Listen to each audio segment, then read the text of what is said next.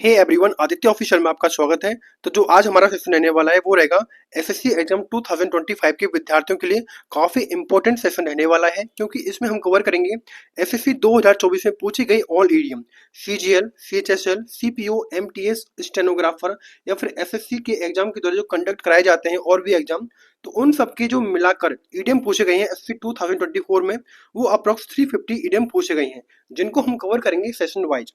तो इसमें approx EDM के सेशन में 6 सेशन होने वाले हैं। हर सेशन में हम 60 ईडीएम कवर करेंगे, जिससे कि आपको हर सेशन में ज्यादा प्रेशर भी ना रहे कि एक साथ आपको 350 ईडीएम कवर करने हैं।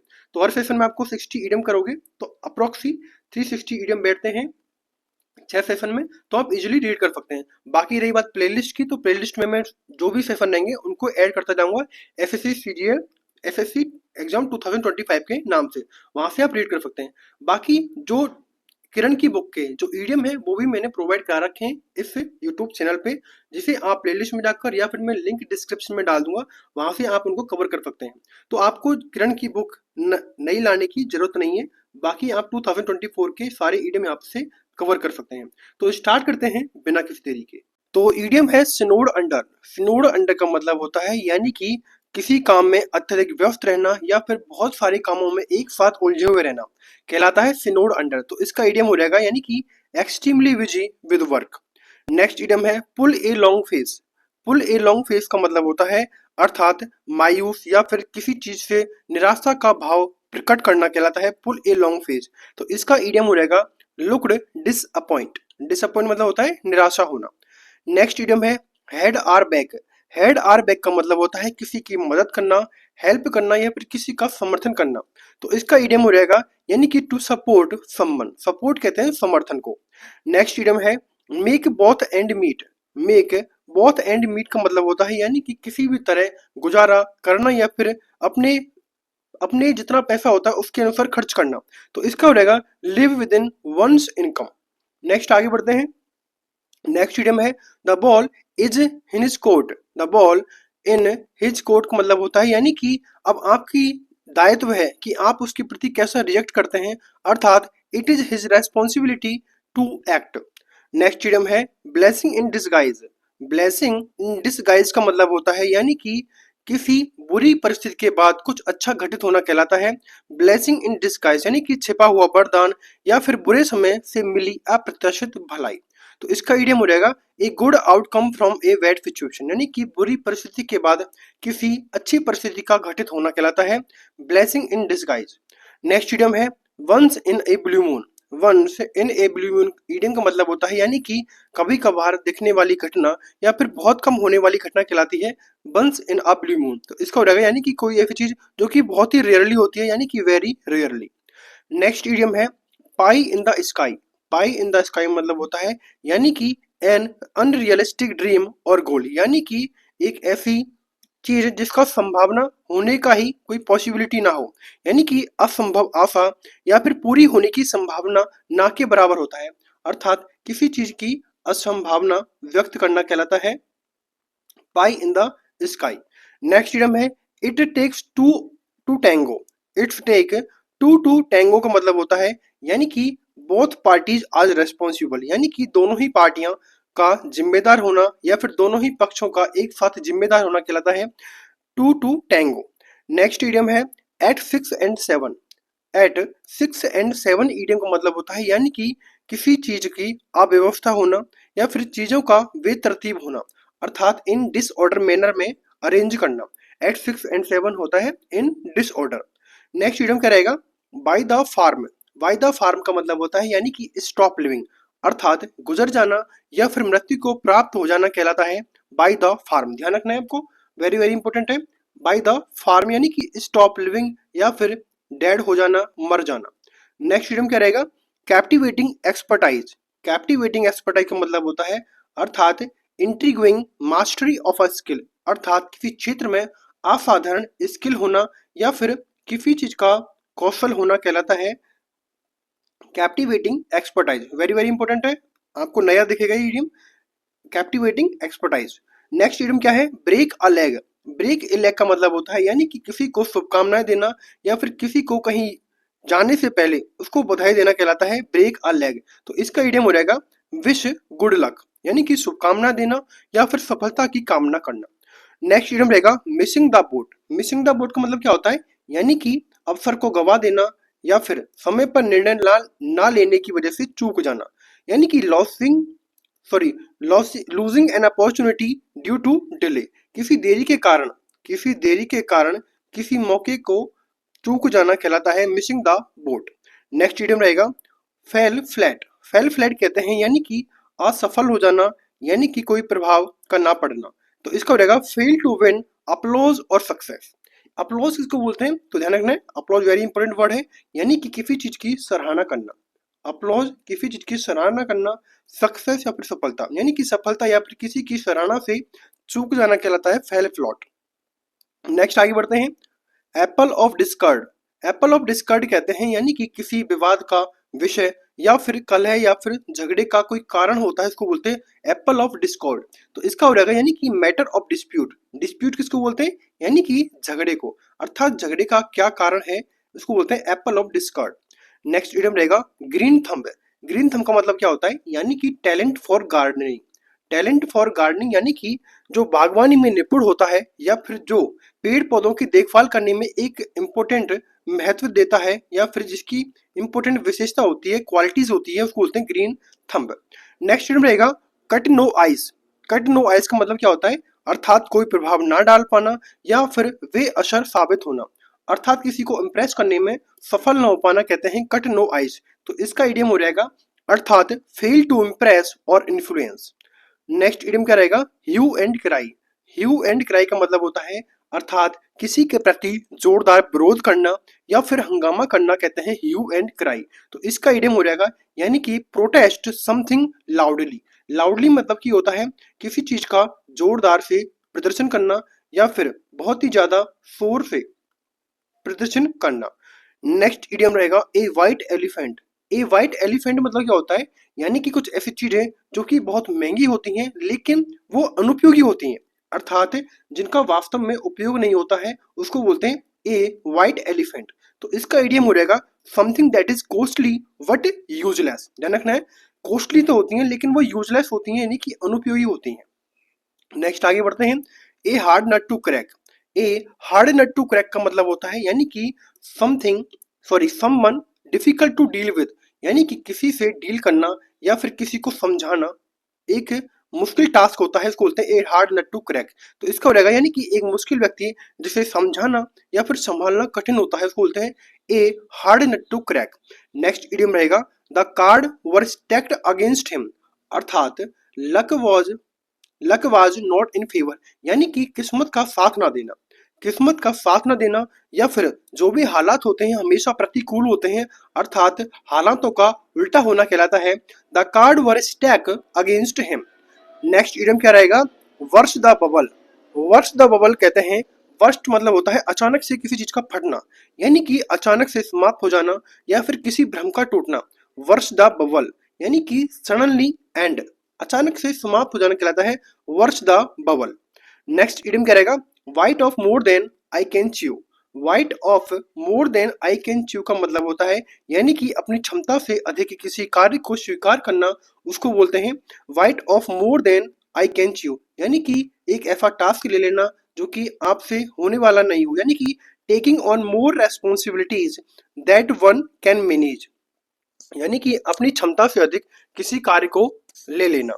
नेक्स्ट इडियम क्या रहेगा, think outside the box. Think outside the box का मतलब होता है यानी कि कोई जो रूढ़िवादी सोच होती है उससे हटकर कुछ नया सोचना या फिर नवाचार करना। तो इसका हो जाएगा थिंक आउटसाइड द बॉक्स, यानी कि to think is an innovative and creative way. Innovative मतलब होता है यानी कि कुछ अलग ही सोचना। नेक्स्ट इडियम रहेगा hit the sack. Hit the sack का मतलब क्या होता है, यानी कि सोने के लिए चला जाना या फिर सो जाना, गोइंग टू स्लीप। ये इडियम आपको काफी बार एग्जाम में देखने को मिलेगा, हिट द सैक, तो वेरी वेरी इंपॉर्टेंट इडियम है। नेक्स्ट आगे बढ़ते हैं, counting down the days. Counting down the days मतलब होता है यानी कि किसी घटना के लिए बेसब्री से इंतजार करना या फिर किसी घटना का घटित होने के लिए बहुत ही ज्यादा बेसब्री से इंतजार करना। तो इसका हो जाएगा eagerly waiting for an event to happen. Eagerly मतलब होता है बेसिकली किसी चीज का उत्सुकता से इंतजार करना, उत्सुकता, ईगरली।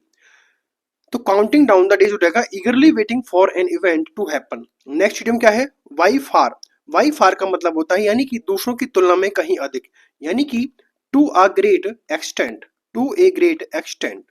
नेक्स्ट इडियम क्या रहेगा? Gift of the gap. Gift of the gap का मतलब होता है यानी कि टैलेंट फॉर स्पीकिंग। क्या हो जाएगा? टैलेंट फॉर स्पीकिंग, अर्थात किसी में बोलने की वाक्पटुता का, यानी कि जो वाचाल होता है, यानी कि जो वाचाल होता है, ज्यादा बोलता है, या फिर बोलने की एक कला होती है, उसको बोलते हैं talent for speaking.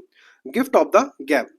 Next idiom क्या रहेगा? यानी कि ब्लेसिंग इन डिस्गाइज। अभी सेकंड टाइम पूछा गया है, यानी कि पहले कुछ बुरा घटित होना और उसके बाद किसी चीज का लाभदायक साबित होना कहलाता है ब्लेसिंग इन डिस्गाइज। तो इसका हो जाएगा something that seems bad at first time, यानी कि एक पहला जो समय होता है उस टाइम तो वह बुरा लगता है, what turn out to be good, यानी कि उसका अच्छे में परिवर्तित हो जाना कहलाता है blessing in disguise. Next time करेगा call it a day. Call it a day का कहते हैं यानी कि दिन भर का काम समाप्त करना या फिर किसी कार्य को विराम करना, यानी कि stop working on something. Next idiom है look down upon. Look down upon का कहते हैं यानी कि किसी को नीचा दिखाना या फिर अवमानना करना, अर्थात किसी की डिसरेस्पेक्ट करना। डेस्पाइज समबडी, यानी कि किसी का निरादर करना। लुक डाउन अपॉन किसी को नीचा दिखाना कहलाता है look down upon. Next idiom क्या रहेगा? नेक्स्ट इडियम रहेगा ए स्नेक इन द ग्रास। ये तो वेरी वेरी फेवरेट है एसएससी का। तो ए स्नेक इन द ग्रास कहते हैं यानी कि छिपा हुआ शत्रु या फिर एक घाती आदमी, यानी कि गुप्त विरोधी, इसको बोलते हैं a snake in the grass, a secret और हिडन एनिमी।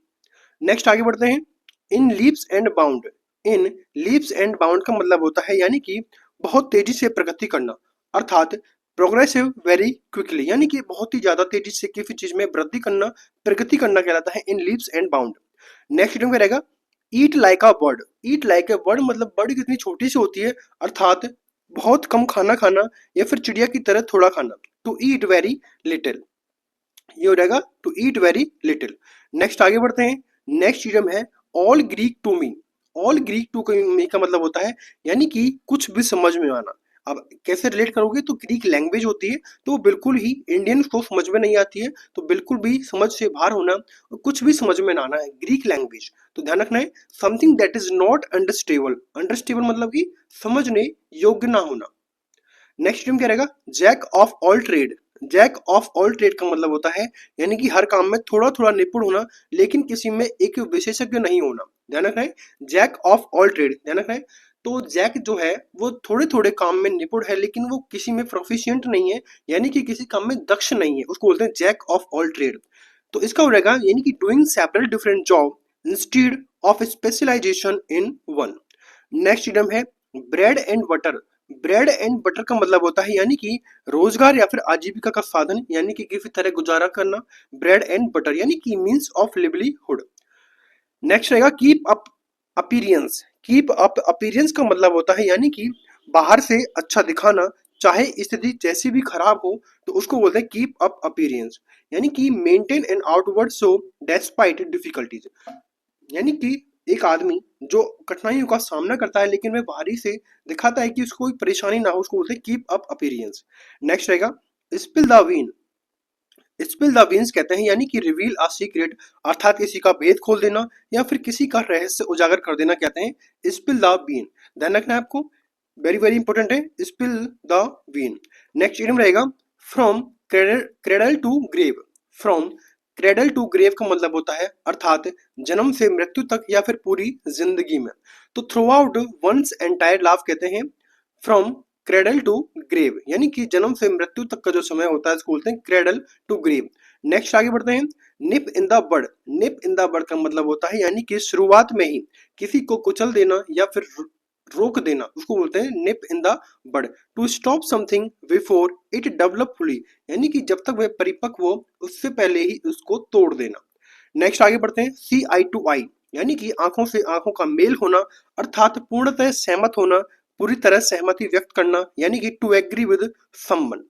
नेक्स्ट आगे बढ़ते हैं chip on the shoulder. Chip on the shoulder मतलब होता है किसी बात से चिड़े रहना या फिर किसी के प्रति रंजिश रचाए रखना। तो इसका हो जाएगा फीलिंग ऑफेंड और रेस्पेक्टफुल। नेक्स्ट आगे बढ़ते हैं under one's belt, under one's belt का मतलब होता है यानी कि किसी के नीचे अनुभव प्राप्त करना या फिर उपलब्धि हासिल करना। जैसे कि गुरु के नीचे शिष्य होता है तो वह उपलब्धि हासिल करता है, इस तरह से आप रिलेट कर सकते हैं। तो अंडर वंस बेल्ट यानी कि हैविंग एक्सपीरियंस और अचीवमेंट इन समथिंग। नेक्स्ट आगे बढ़ते हैं, jump at the opportunity. Jump at the opportunity का मतलब होता है किसी अवसर को झट से लपक लेना, किसी अवसर को झट से लपक लेना यानी कि ईगरली एक्सेप्टिंग और एन अपॉर्चुनिटी यानी कि मौके का फायदा उठाना कहते हैं jump at the opportunity. Next आगे बढ़ते हैं, living hand to mouth. Living hand to mouth का मतलब होता है अर्थात बहुत मुश्किल से गुजारा करना, अभी जस्ट आया है इडियम, या फिर आर्थिक तंगी से में रहना यानी कि living with just enough money for basic needs. Next आगे बढ़ते हैं, bite the bullet. Bite the bullet का मतलब होता है यानी कि टू इंड्योर यानी कि सहना, इंड्योर बोलते हैं सहने को, ए पेनफुल और डिफिकल्ट सिचुएशन अर्थात कठिन परिस्थिति को साहसपूर्ण सहना कहते हैं bite the bullet. Next idiom है through thick and thin. Through thick and thin का मतलब होता है यानी कि हर परिस्थिति में किसी का साथ देना अर्थात supporting someone in a good and bad time. Next आगे बढ़ते हैं, at the 11th hour. At the 11th hour का मतलब होता है यानी कि आखिरी समय में या फिर बहुत देर से, तो इसका हो जाएगा यानी कि लास्ट मोमेंट पर कोई काम करना, at the last moment. Next आगे बढ़ते हैं, beat around the bush. Beat around the bush मतलब होता है यानी कि बात को घुमा फिरा कर कहना या फिर टालम टोल करना यानी कि to avoid the main topic यानी कि किसी बात को सीधे सीधे मुद्दे की बात को सीधा सीधा ना कहकर घुमा फिरा कर कहना कहते हैं beat around the bush. Next idiom है a vicious cycle. A vicious cycle कहते हैं यानी कि a situation where one problem leads to another यानी कि एक ऐसी समस्या या फिर प्रॉब्लम जो लगातार बढ़ती रहती है और उसका पुनः चक्रण होता रहता है यानी कि विशियस साइकिल, किसी चीज का रोटेशन होते रहना से कहते हैं विशियस साइकिल। नेक्स्ट इडियम है the waste of both word. The waste of both word का मतलब होता है यानी कि दो चीजों के सर्वोत्तम लाभ उठाना यानी कि एक साथ दोहरा लाभ उठाना कहते हैं the waste of both worlds यानी कि benefiting from two different opportunities.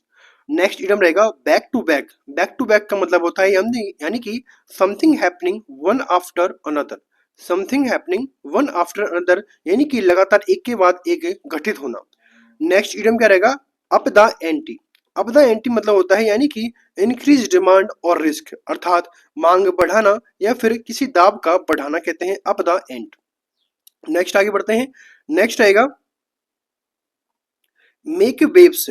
Make waves मतलब होता है यानी कि टू कॉज ट्रबल और अट्रैक्ट अटेंशन अर्थात परेशानी खड़ी करना या फिर हलचल मचाना कहते हैं मेक वेव्स।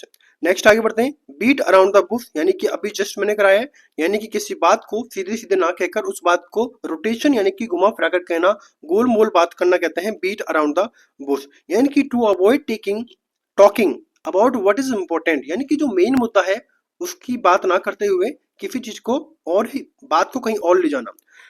तो नेक्स्ट आएगा, नेक्स्ट क्या है, नेक्स्ट आएगा nerves of steel. Nerve of steel कहते हैं यानी कि बहुत हिम्मती या फिर निडर होना यानी कि an absence of fear of anxiety यानी कि एब्सेंस नहीं होती है अनुपस्थिति यानी कि किसी डर या फिर किसी डर का अनुपस्थित रहना यानी कि निडर रहना, उसको बोलते हैं नर्व्स ऑफ स्टील। नेक्स्ट है sit on the fence. Sit on the fence कहते हैं यानी कि to delay making a strong decision यानी कि किसी निर्णय पर ना पहुंचना या फिर दुविधा में रहना यानी कि टू डिले, डिले किसको बोलते हैं, देरी को। मेकिंग अ स्ट्रॉन्ग डिसीजन यानी कि स्ट्रॉन्ग डिसीजन लेने में असमर्थ होना। नेक्स्ट है a slap on the wrist. A slap on the wrist मतलब होता है यानी कि ए वेरी माइल्ड पनिशमेंट अर्थात बहुत हल्की सजा देना या फिर मामूली डांट फटकार करना, तो होता है a slap on the wrist. तो इस सेशन में 60 इडियम हमने कंप्लीट किए हैं, 60 इडियम कंप्लीट किए हैं, तो अप्रोक्स 350 इडियम रहेंगे। तो हम जो नेक्स्ट सेशन रहेगा उसमें आगे हम करेंगे, तो अप्रोक्स 3 या 4 पार्ट में कंप्लीट हो जाएंगे। तो उम्मीद करता हूँ कि सेशन अच्छा लगा, वीडियो को लाइक करें, शेयर करें, सब्सक्राइब करें। Thanks for watching.